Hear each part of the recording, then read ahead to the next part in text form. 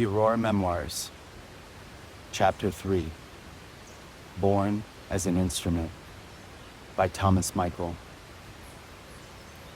According to my mother, I was conceived in the back of a small red Chevy pickup truck in Yellowstone National Park.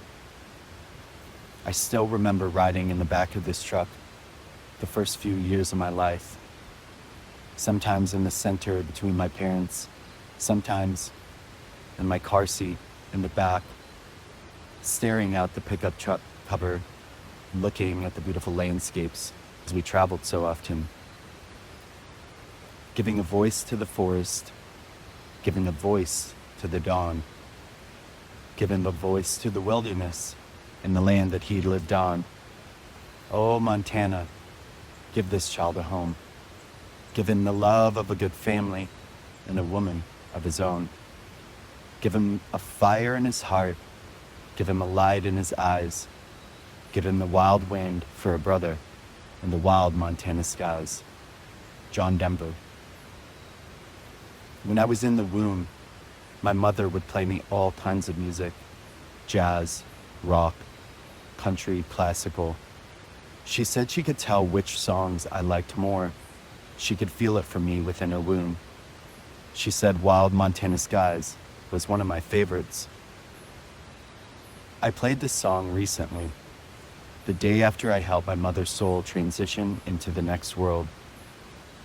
I let its words churn the rivers of my blood until I began to weep tears of grief, and I played it on repeat until the tears ran out.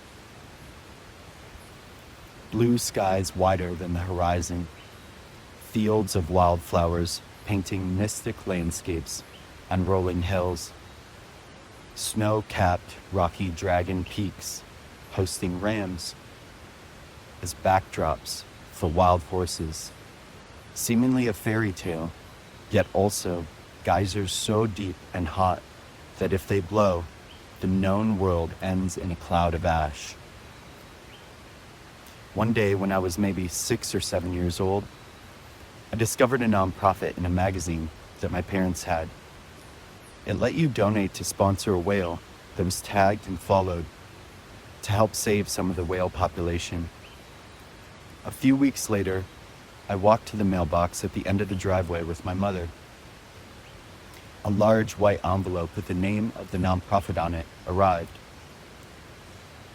I hurried quickly into the house with her to open it. My mother handed me a large photo and started reading some of the information about the whale. It was a blue whale jumping up out of the ocean.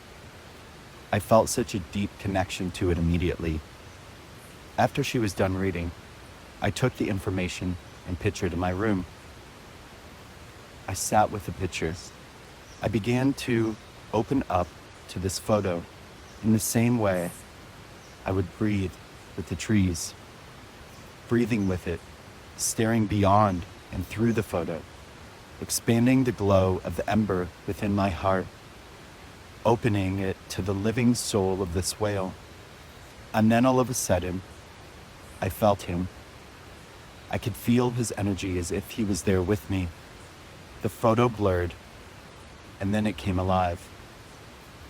Over my left shoulder, I could see the nose of this whale hovering next to me in the bedroom, feeling his pulsing presence enveloping me, scanning me, seeing me like I saw others. I could feel it as he recognized where I had come from and all the experience that I had had since birth. He empathized with me because his world was similar to mine. In his ocean home that it felt like he was losing slowly, sometimes hunted or surrounded by growing pollution. Moving forward from there, we would connect often. Sometimes he would just sit and keep me company.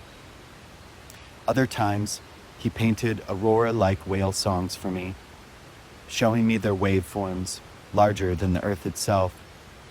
I would watch as the song showed me complex Akashic and ancient histories of their lineages from the cosmos and their dreams with Gaia. Once in a while, he would bring me other whales or ocean creatures to spend time with me. Even an octopus that would secretly dedicate itself to my service for 35 years. They felt like the first ones that saw me. I stayed connected much longer to my gifts and my sensitivities due to that whale and his friends. It would take many more years and initiations and even a near-death experience for me to actually understand why this whale and his friends had come to me. The love and passionate connection to the ocean and its creatures that it created. It wove my human into threads of earthly and universal timelines far beyond this life. Ones that many are only just now starting to accept and remember, such as Lemuria and Atlantis. It gave me a connection to song and music here on this planet that would play a very key role later on. My connection to music evolved in other ways. I remember listening and watching my father play guitar when I was growing up. I remember one time when we were in our living room at my childhood home in the Michigan forests, taking his guitar out of the case, sitting next to the fireplace and a bookshelf. A dark tobacco burst, steel string guild acoustic. When the hard case would open, you could smell the richness of the rosewood and maple pour out of the sound hole. As he brought the real turtle shell pick over its strings to warm up, his fingers would bend old blues riffs into the fretboard. I look at you all, and I see the love that's sleeping, while my guitar gently weeps. I look at the floor, and I see it needs sweeping. Still my guitar gently weeps. I don't know why nobody told you how to unfold your love. I don't know how someone controlled you. They bought and sold you. The Beatles. Beyond loving the guitar, its sounds, smells, and music as a whole, one of the most powerful things for me was in this moment, as my father played the guitar, I could viscerally see and feel the purity of his inner child coming through as he played. That child, not much older than I was, would glow in the depths of his chest. A certain peace came over him. His nervous system settled, and his body filled with life and a connection to something greater than him. Around this same time, my inspiration around music and guitar motivated me to ask my mom about my dad and his guitar playing. We were taking a drive on the way home from getting groceries, as we often did, living about 30 minutes from town. I can't remember exactly what I asked, but she began to tell me some of the things that she had come to know since meeting my dad. She said, "You know, it was always your dad's dream to play music professionally. His band recorded an album in high school. Back then, that was a really big deal to be able to do that. He went on to play some pretty large concerts around the Detroit area. If you ask him, maybe he will show you some photos." My mind immediately started to visualize my dad playing these shows with his band. Why didn't he keep playing like that, I asked. Her mood and tone shifted, a bit more serious. "Well, there are some things that you don't know about your father yet. You remember he was married before me." I nodded. She said, "Well, one of his ex-wives made him choose between her and music." Instantly, I could feel the pain of giving up a dream like that. I could also now sense more of what I saw when seeing my father play. It wasn't simply a pure child connecting with something greater. It was also an unmet longing for something he had given away. His own unique connection to God and that Aurora light. As time grew on, deeper connections to my father would lead me to taking on this wound and its self-betrayal. It led to many things that will continue to reveal themselves in this journey.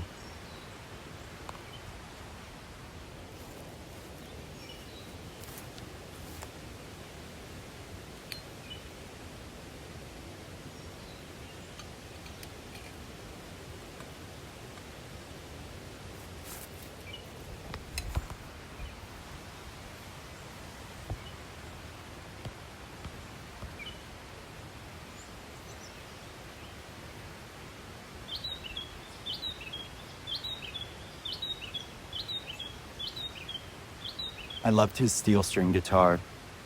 I would pick it up often to try and play it in practice. Sitting there also next to our bookshelf, I would ask him, or sometimes my mom, to get it out of the case so I could play it.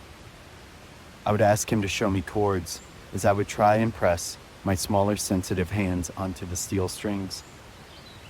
The strings would dig into my skin as I tried to press them down enough to get the notes to come out cleanly. Wincing, as it almost felt like knives digging in at that age. He would say, "You have to build up calluses and finger strength," beginning to talk about music theory, how the chords are composed by the notes. The inspiration was there, but the theory clashed with the purity of the part of me that simply wanted to express creativity, to feel the sounds of the music flowing through me. I would take the guitar and I would put it on my lap, just to begin to pick and play that way. I asked if I could just play it like this, but to someone learned in specific forms and methods, I could feel his resistance. After a few times of this, my spark in interest started to dwindle.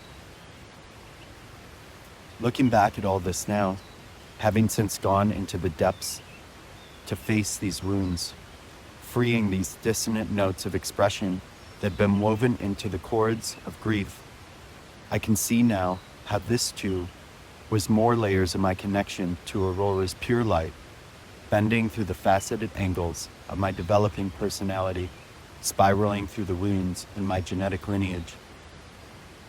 And just like the trees, where I once attuned to the melodies through the patterns of Father God flowing through me, this was replaced with my human father pouring out these musical patterns.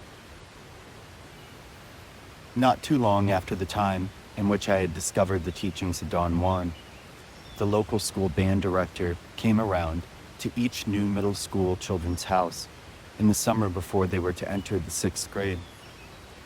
He had made an appointment with my parents and showed up at our house one day.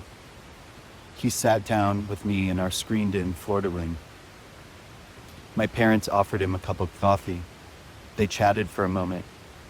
I could see his excitement at a new potential student with music running in the family lineage. He asked me if I wanted to play in the school band. I thought it over for a second, and while the school band didn't really excite me that much, being an excuse to play music in school and get a grade for it, I said yes. Then he asked me what I wanted to play. Still having hope for learning the guitar, I said guitar. He looked slightly disappointed and responded, "Well, you can't play guitar in the school band. We don't offer it." I looked at my parents, sort of disheartened. But then I asked, "Well, what can I play in the school band? I could also play in a regular band." He said, "Well, drums, of course." I looked at my parents, and they nodded in approval. I said, "Okay, I'll play the drums then." Very soon after this, my parents bought me my first drum set. What an unforgettable moment and gift to be given. We set the Tama brand 5-piece kit, complete with cymbals, up in our finished Barnes office room. After sitting down for just a minute to try and play it and see what it sounded like, I got up and hurried over to put in my favorite CD at the moment into the boombox I had plugged in next to it. Van Halen, For Unlawful Carnal Knowledge. How poetic. As I sat down and the song began to play, it was like the music just took over my body. Its rhythms pulsed through my limbs, into the sticks, the pedals for the bass drum, and the hi-hat. My right hand was dancing on the ride cymbal, back and forth, from the cymbal to the bell. Left hand on the snare. It was as if the song had played me. I played this complex song almost perfectly the very first time, as if some part of me already knew how to play. Catch that magic moment. Do it right here now. It means everything. It's enlightened me. Right now. What are you waiting for? Oh yeah. Right now. Van Halen. I have a sense that some part of you feels what I'm speaking to. The moment that you touch something or someone for the first time, and it called forth something from within you instantly, not learned, but remembered. The voice of your own embers, recognizing what will ignite it on the path home. At a growing pace after this, drums and music became my other main obsession. Thanks to my dad, I found the classics: Led Zeppelin, the Beatles, Hendrix, Stevie Ray Vaughan, Cream, Boston, and more. My Aurora origins wove themselves around me in some other ways as well for roughly the next 3 years. A typical day when I wasn't at school looked something like this: waking up, having coffee with my parents, and diving into one of 3 or 4 books all sitting around on my desk. Costa, a Star Trek encyclopedia, Roger Zelazny's 9 Princes in Amber. From there I might spend some time painting my newest Warhammer figures, or going through my Star Wars card deck while blasting Led Zeppelin, which inspired me to run into the garage to practice my drums until I heard my mom yell that one of our 4 best friends was calling, asking me to come stay the night. Then I would pack up and head over to his house for video games or maybe a role-playing game. During this time, a sort of split began to happen within me. Parts of me, things more connected to Aurora light and my own spiritual path, began to hide. I even began to come ashamed of them around some of my friends. The things that lit me up the most, the topics of Costa, my galactic Lemurian connections shining through the Star Trek or Star Wars and other fantasy novels.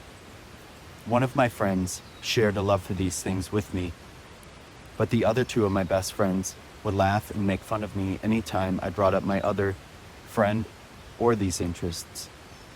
A pressure to fit in to what was more socially acceptable amongst my more popular friends. It was as if I was leading 2 lives. But even with this growing divide inside me, the world around me still held.